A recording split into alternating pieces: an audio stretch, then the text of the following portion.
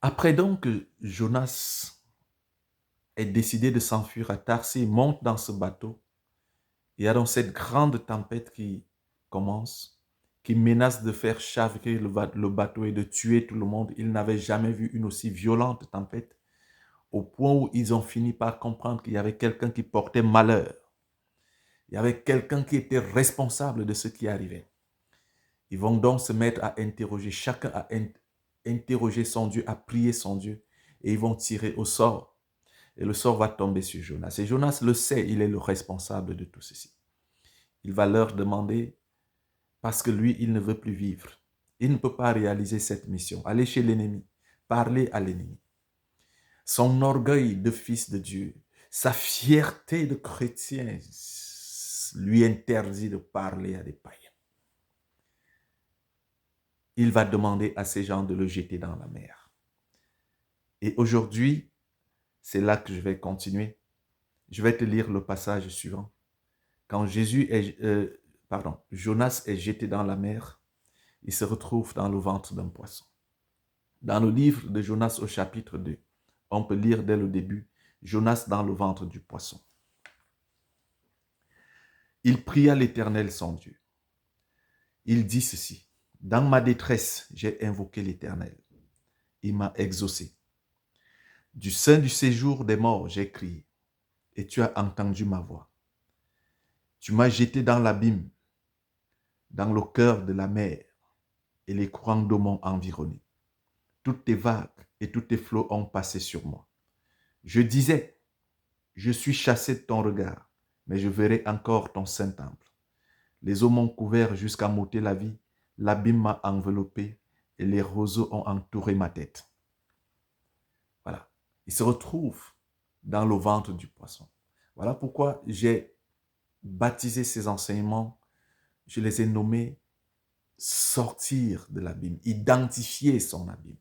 Chaque homme doit être capable d'identifier son abîme. L'abîme, c'est lorsque tu t'es détourné du chemin. L'abîme, c'est lorsque tu es perdu. L'abîme, c'est lorsque tu n'arrives plus à avancer. L'abîme, c'est lorsqu'il y a tellement d'obstacles devant toi que tu es affecté psychologiquement, que tu es affecté mentalement et même parfois psychologiquement. Tu perds le total contrôle de ta destinée. Tu perds le total contrôle de ta vie. Qu'est-ce qui va être ton rempart? Dans sa situation, Jonas est convaincu qu'il est en perdition. Ce n'est pas Dieu qui peut lui demander d'aller faire ce qu'il a entendu, ce message qu'il a reçu. Ce n'est pas le Dieu vivant qui peut lui envoyer un tel message. Parce que Dieu n'entre pas dans la connivence avec l'ennemi. Dieu n'entre pas dans la connivence avec ceux qui ne le connaissent pas. Dieu n'entre pas dans la connivence avec ceux qui ne l'adorent pas. Ça, c'est la connaissance de Jonas, mais c'est une connaissance limitée parce que Dieu aime autant ses enfants que ceux qui sont dans la maison ou ceux qui sont hors de la maison, que ceux qui sont dans le temple ou ceux qui sont hors du temple.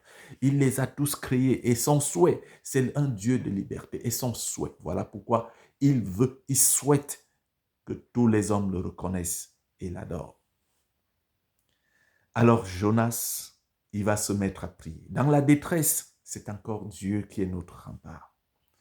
C'est encore vers lui qu'on peut se tourner. Beaucoup dans le monde sont allés se tourner vers l'argent. Ils ont cherché l'argent, pensant que l'argent allait résoudre tous leurs problèmes. Ils ont eu l'argent, mais ils se sont rendus compte qu'il y avait toujours autre chose à faire. D'autres hommes sont allés dans des loges, des regroupements de personnes que le monde appelle sectes. Je me méfie de beaucoup de ce mot parce que le mot secte est est très polysémique. Et ce que moi je mets secte, c'est dans ces groupuscules de personnes qui ont érigé des dogmes suprématistes pour dominer sur les autres hommes. Et beaucoup de personnes vont dans ces sectes-là, croyant trouver la paix intérieure, croyant trouver ce qu'ils recherchent. Beaucoup de personnes se retournent vers d'autres foi, vers d'autres croyances. Mais la Bible dit, on cherche Dieu à tâtons. On cherche Dieu à tâtons. Et aujourd'hui, je suis venu t'apporter la lumière. Dans sa détresse, Jonas a encore crié à Dieu. Il lui dit ceci. Dans ma détresse, j'ai invoqué l'Éternel. Quand tu es perdu, invoque l'Éternel. Quand tu as des problèmes, que tu ne comprends plus ta vie, que tu traverses une succession d'échecs, une succession de questionnements te traverse au point où ta santé mentale est affectée. Quand tu es perdu, mon cher, quand tu reconnais que tu es dans des blocages, ta vie n'arrive pas à avancer tel que tu le souhaites, tu commences à te poser la question, si c'est Dieu qui t'a créé, pourquoi est-ce que toi tu mérites ça et pas les autres? Pourquoi est-ce que ça t'arrive à toi et pas aux autres? Beaucoup sont perdus ainsi. Mais il faut savoir une chose. Nous sommes là parce que c'est Dieu qui a voulu que nous soyons là. Nous sommes là parce que notre existence, ton existence, dépend exclusivement de celui qui t'a créé et de rien d'autre. Ton existence ne dépend pas des pseudo-puissances dont tu es allé hériter, que tu es allé prendre dans des sectes dont je ne citerai pas le nom ici. Ta vie ne dépend pas de ce que vont dire tes frères et tes sœurs. Vous êtes nés dans une même famille, mais vous n'avez pas la même destinée. La naissance dans une famille est un mystère. La naissance dans une famille, c'est Dieu qui la décide. Et si tu es dans cette famille, tu es là pour une mission particulière. Prouve ta mission. Peut-être cet ensemble de problèmes que tu connais doivent t'inviter à une remise en question de ton existence, de ta relation avec Dieu qui t'a créé, de ta destinée et de ce que tu dois faire sur cette terre. Beaucoup sont bloqués parce qu'ils sont sur la mauvaise voie. Beaucoup sont bloqués parce qu'ils ont pris des mauvais chemins. Reviens sur le vrai chemin. Le vrai chemin, tu vas me poser la question, c'est lequel? Le vrai chemin, c'est celui qui te met en accord parfait avec la volonté de Dieu.